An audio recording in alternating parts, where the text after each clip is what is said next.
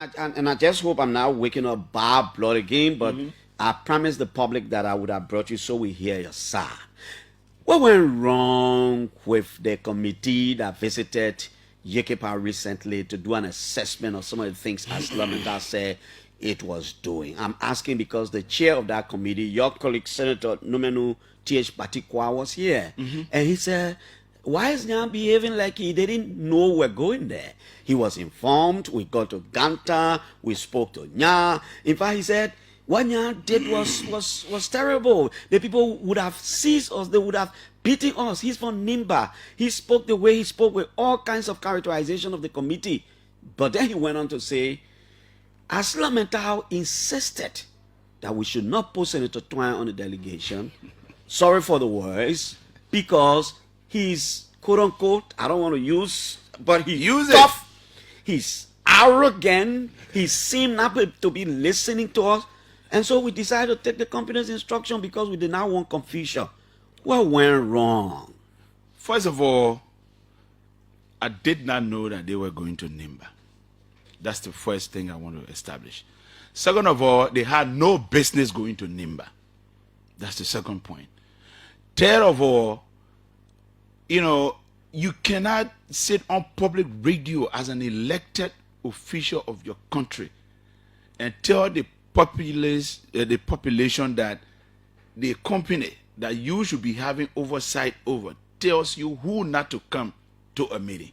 First of all, fun fact, I have been invited more than 15 times. I got receipt to that for a one-on-one meeting with the CEO of ArcelorMittal. I have turned those meetings down. I do not want to even meet ArcelorMittal, just ordinarily, other than a formal organized Senate hearing or a briefing with the Legislative Caucus. I have repeated that to them. So even if I was invited on that trip, I wouldn't have gone. The fact that that trip was going to be even on ArcelorMittal's concessional ground, I was never going to go there because I don't see the rationale of going there. Why are you going there? You going to inspect? This is a committee set up a plenary, Senator. First of all, let me clarify this. The public needs to know that the Senate, being robust, is trying to set up a comprehensive committee comprised of different chairpersons and committee members to review all of the concessions in the country, to have a workshop, let's say a retreat, whereby there will be international experts, people who got, wealth of knowledge in mining, integrity institution, who got expertise in how to track, taxation and transparency. The Senate going to bring them together along with concessionaires to actually look into what we can do to improve our deals with the concessionaires. That committee was announced, the MDA committee sort of, and it was announced to plan a retreat of the Senate that has not taken place yet. It was not meant to go and visit ArcelorMittal. I wrote a complaint to the Senate plenary. It was endorsed, and ArcelorMittal came for the briefing. We had a 4 hours briefing that didn't end, and so we postponed the hearing and we kept them on an oath. So by matter of fact, ArcelorMittal is still going on a Senate hearing, but then we closed. So when we resume in October, ArcelorMittal by right should be coming to answer additional questions. If in the wisdom of Chairman Badikwa and the Senate leadership, ArcelorMittal shouldn't come, then we will send them the questionnaire to answer them to come. That will lead us to, preparing our final report and advisory to put out there to say these are our findings from Senator Nya Twayen's complaint against ArcelorMittal. While all that hasn't been done, what are you going to do to AML? Let me tell you the purpose of that trip. That trip was meant, ArcelorMittal planned that trip because of the negative media attention they've been getting. So they wanted a publicity stunt to portray out there that, oh yeah, you got, a couple of lawmakers, including Senator Twayen, making noise on us, bringing us on scrutiny. Here we are working with, heads of committees of the Senate.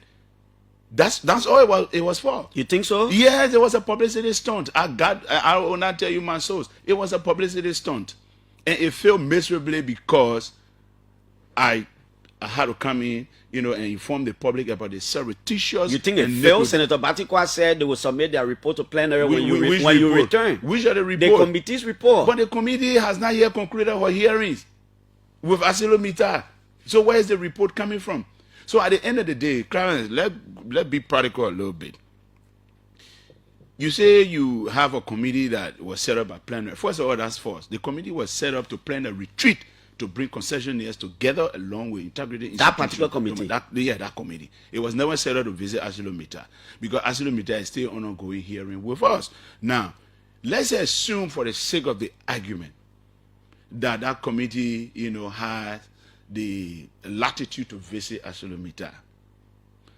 Why did Chairman Badikwa tell you that Asilometer chose who to go there and who not to go there? Because they said the company did not want confrontation. Am I a confrontational guy? They said maybe they just found someone who can read now, who can dive into the agreement and actually pinpoint things that they are not doing. That's all. Asilometer hates that. They've always done that to undermine people. Second of all, why didn't you announce your travel in the Senate chat room? It wasn't announced in your chat room? No.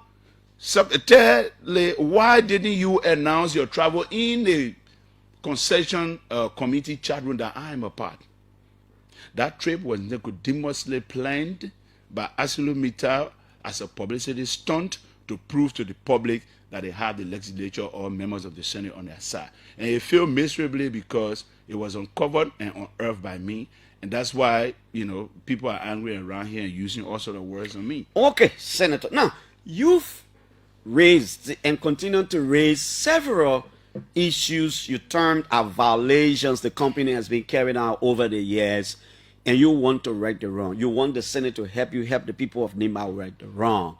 I've been seeing I saw one social media post from your friend Buakai Jaliba, and then I saw you come back to say, look, Buakai, go to your oil company. I'm not prepared to come down to that level, so we'll be doing Facebook thing. Yeah. I think it's at the Senate. In the midst of all these things, Senator Twayen, what do you say to people who say, if Senator Twayen and other lawmakers of Nimba are not careful, they will kill cow and eat dry rice? In this context, they mean, are you contemplating on a bigger dialogue? Sit at the table with Asilometer, bring to his attention some of the violations so that you, as a caucus and people in the company, sit to have a conversation on how you move on. People think all these accusation and claims and counterclaims is going to hurt you, Nimba, in this case. No, it won't. It will actually help Nimba and Liberia a lot. But before I go into that, let me just say, my friend and brother Manja Earth, I think he has some regrets. He should be having some regrets by now because he heard, as a former employee at Asilometer, you got all the rights to, to comment, whatever, which way you want by yourselves, but not to challenge facts that a lawmaker is putting out there. I'm not here to praising Asilometer. No. AML is not here to make friends with you and I. Clarence, the day that mountain runs out of iron ore, nobody from Asilometer will be around here. They will be in a penthouse suite in Paris and London and Bonn and laying out there enjoying themselves from our resources. So I'm not here to be, ringing praises onto Asilometer. You're writing, they face the railroad, they do. What you expect them to pass with our mineral to carry abroad to go sell if they don't face the railroad? So Mita actually just invested into infrastructure that they can use to take our resources out of here. And neglected the rest of the social responsibilities that the MDA calls for. So, to your point, we will not be the loser. We will not kill cow and eat dry rice. You know what we've been doing? We've actually been killing cow and eating dry rice. And that's what I don't want. As one of the new sheriff in town who is overseeing this coke out, we will actually kill the cow and eat some. Because what is happening is that Asilometer is killing the cow and clearing everything, and they're giving us bone to eat. And that will not happen. Let's go into a couple of things. Over the past years, what Mita has been doing is resort to more PR than doing what it's supposed to do. I will reiterate a couple of points. A few people have come in my inbox. You need to catalog what all Asilometer hasn't done so that we can be all the what. Look, I'm not here to do the executive job. As a lawmaker, I have an oversight and to raise issues. And the issues must be out there so that people can be unearthed to inform the interministerial committee on concession to do its job. And if you notice that hearing at the level of the Senate, Clarence, we didn't just bring ArcelorMittal. And I want the public to know that. That's why some of these Senate hearings, you should follow them. We brought in the Ministry of Finance, the NRC, the Bureau of Concession, the Ministry of Mines, the Ministry of Public Works. In that hearing, they concentrated the building Yikipa. The Public Works Minister categorically looked into that visit and said, you did not inform us. We don't know about it. How can you be putting that kind of infrastructure in our country? Our chief infrastructure minister doesn't know about it. They didn't approve of it or didn't know about that. The Lands and Mines Ministry should be receiving $100,000 every year from ArcelorMittal as of 2007 for research in mining and geology. $1 has not been given to the ministry since that time, confirmed by the Minister of Lands, Mines, and Energy. The Minister of Finance was in that meeting, proxied by the Deputy Minister. He outlined a whole lot of, financial issues that AMA is not living up to, including the 20% that they are deducting from the Social Development Fund. They are claiming that they gave up $5 million for the three countries every year. They are taking 20% of that $5 million to implement by themselves. No, if that 20%, in the wisdom of the legislature, in the wisdom of the then finance minister, Minister Twayen at the time and the legislature at the time, thought that the affected community should have 20% of the Social Development Fund, then we don't need a middleman again to implement that. These are responsible people. If the country can be responsible enough to implement her own social development fund, then the districts and the chiefdoms that are affected are responsible enough to implement what they want. But you gave the money back to ArcelorMittal. Mittal set up a middleman. The middleman is the one implementing the project, and they have only implemented up to 40% of that money, and the rest are sitting in the banks with them. You see some of the challenges we are faced with. So these are some of the things. Let's go to the next one.